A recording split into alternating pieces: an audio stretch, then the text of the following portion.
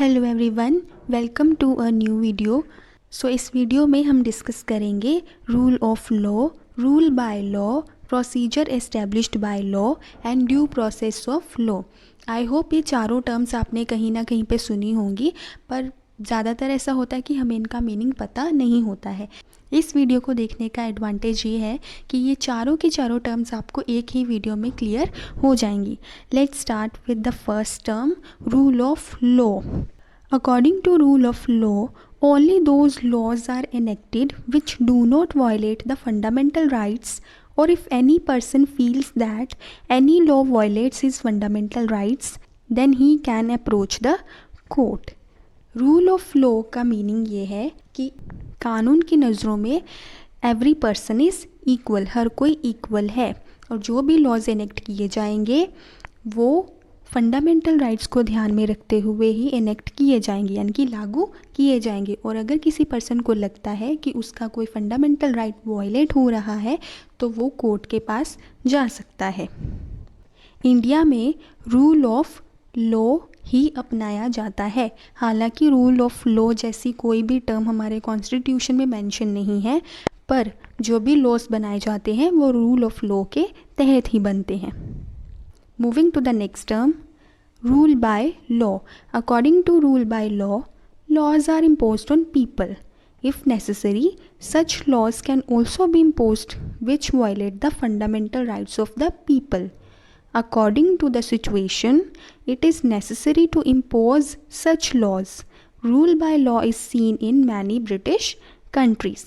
Rule by law के तहत ऐसे laws भी enact किए जा सकते हैं जो कि भले ही फंडामेंटल राइट्स को कहीं ना कहीं पे वॉयलेट करते हैं, बट सिचुएशन के अकॉर्डिंग उनको लागू करना ही सही है। ठीक है, I hope it is clear. I repeat, rule by law के तहत ऐसे लॉज भी इनेक्ट किए जा सकते हैं जो कि कहीं ना कहीं फंडामेंटल राइट्स को वॉयलेट करते हैं, लेकिन उनका लागू करना ही सही है। इसको as a tool of operation भी यूज़ किया जाता है, और ये बहुत सारी ब्रिटिश कंट्रीज़ में देखा जाता है। Moving to the third term, procedure established by law. इसको आर्टिकल 21 के रेफरेंस में देखा जाता है।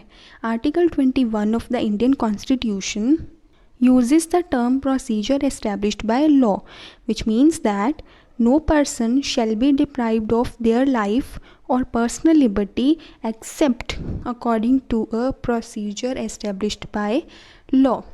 अब इसका मीनिंग है, आर्टिकल 21 ये कहता है कि किसी भी पर्सन से उसकी पर्सनल लिबर्टी नहीं छीनी जाएगी सिर्फ तब तक जब तक कि कानून के द्वारा बनाया गया कोई प्रोसीजर फॉलो नहीं किया जाता।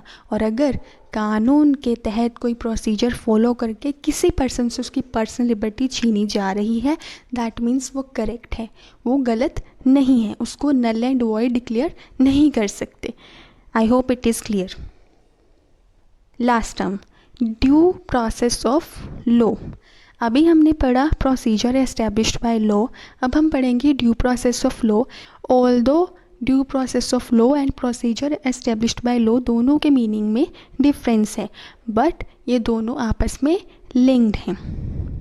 Due process of law doctrine not only checks if there is a law to deprive the life and personal liberty of a person, but also sees if the law made is fair, just and not arbitrary. अब due process of law दो चीज़ें check करता है। Number 1 कि जो procedure जो law के तहत, यानी कि हमारे कानून के अकॉर्डिंग जो प्रोसीजर फॉलो किया जा रहा है किसी पर्सन से उसकी पर्सनल लिबर्टी छीनने के लिए, क्या वो सही है।